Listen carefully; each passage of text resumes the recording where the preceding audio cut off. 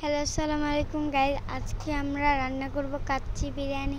চলেন দেখে আসি কিভাবে কাচ্চি বিরিয়ানি রান্না করতে হয়। এখানে আমরা বাসমতি চাউল নিয়ে নিয়েছি। বাসমতি চাউলটাকে আমরা ভালোভাবে ধুয়ে 1 ঘন্টার জন্য ভিজিয়ে রেখে দেব।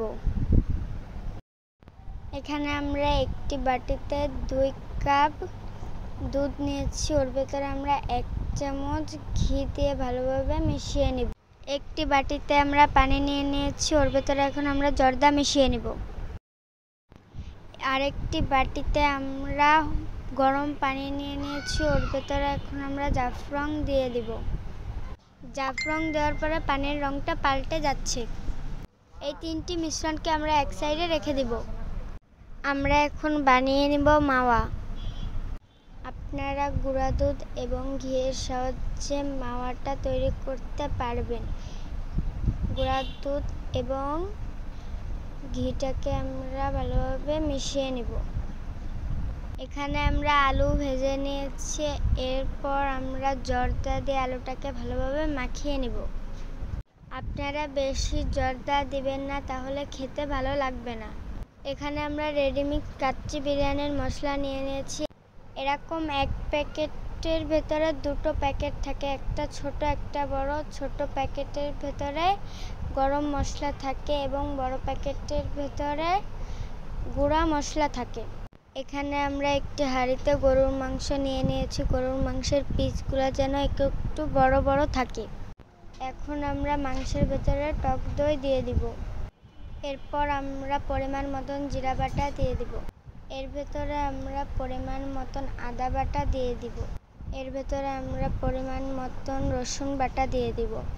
দিয়ে দিব পরিমাণ মতন সয়া সস। এর ভেতরে কয়েকটি এলাচ দিয়ে দিব। এর ভেতরে দিয়ে দিব সেই গরম মশলাগুলো। এর ভেতরে শাহি জিরা দেওয়া যাবে না। এর ভেতরে এখন দিয়ে দিব পরিমাণ মতন মিষ্টি দই। এর ভেতরে এখন আমরা সম্পূর্ণ রাঁধুনি গুঁড়া মশলা দিয়ে দিব। এর ভেতরে আমরা দিয়ে দিব পরিমাণ মতন লবণ। এর ভেতরে আমরা 2 চামচ ঘি দিয়ে দিব।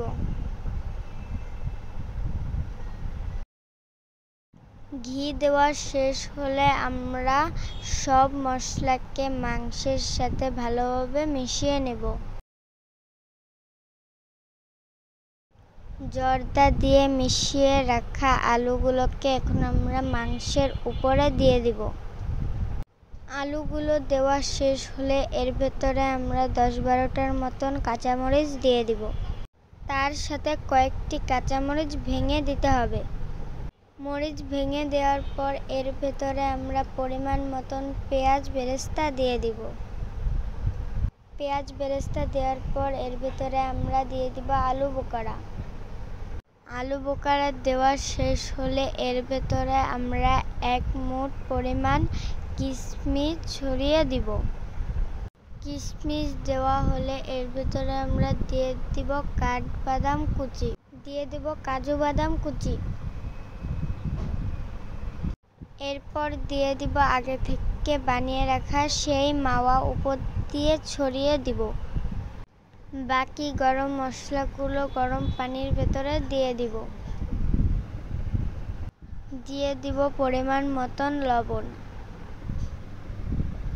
দিয়ে দিব পরিমাণ মতন লেবুর রস। এরপরে আমরা দিয়ে দিব পরিমাণ মতন সয়াবিন তেল। এরপরে আমরা দিয়ে দিব পানি ঝরিয়ে রাখা সেই বাসমতি চাউল। চাউল দেওয়ার পর তাড়াতাড়ি নাড়া দিতে হবে, না হলে চাউল দলা পেকে যাবে। দলা যেন না পাকে এর জন্য চাউলটাকে আমাদের নাড়াচাড়া দিয়ে নিতে হবে। আমরা চাউলটি 6 মিনিট রান্না করে নিয়েছি। আমাদের চাউলটা ভালো ছিল, এর জন্য 6 মিনিটে হাফ সিদ্ধ হয়ে গিয়েছে। আমাদের হাফ সিদ্ধই লাগবে। অনেক সময় পুরাতন চাউলের কারণে হাফ সিদ্ধ হতে বেশি সময় লাগতে পারে। এখন আমরা চাউলটাকে পানি ঝরিয়ে উঠিয়ে নিব। এখন আমরা পানি ঝরিয়ে রাখা বাসমতি চাউলটা মাংসের উপরে দিয়ে দিব। এরপর আমরা জাফলংয়ের পানি চাউলের উপর সুন্দরভাবে ছড়িয়ে দিব। দিয়ে দিব বানিয়ে রাখা মাওয়া। এরপরে দিয়ে দিব মিশিয়ে রাখা দুধ এবং ঘি। এরপর দিয়ে দিব মিশিয়ে রাখা সেই জর্দার পানি। এরপর আমরা দিয়ে দিব পেঁয়াজের বেরেস্তা। পেঁয়াজের বেরেস্তাটি আমরা ভালোভাবে ছড়িয়ে দিব। এরপর আমরা দিয়ে দিব আরও 4টি আলু বোখারা। এরপর আমরা আটা দিয়ে সুন্দরভাবে চারপাশে সিল করে দিব, যাতে কোনো বাতাস বের হতে না পারে। ঢাকনার ছিদ্রটি আমরা লবঙ্গ দিয়ে বন্ধ করে দিব। কাচ্চি বিরিয়ানিটিকে আমরা 10 মিনিট হাই হিটে রান্না করে নিব। 10 মিনিট পর একটি তাওয়া বসিয়ে আমরা আরও 10 মিনিট হাই হিটে রান্না করে নিব। এরপর লো হিটে আরও 1 ঘন্টা রান্না করে নিব।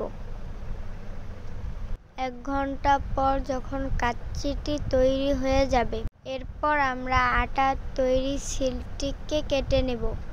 আমরা এখন কাচ্চিটিকে একটি পাত্রে ঢেলে নেব।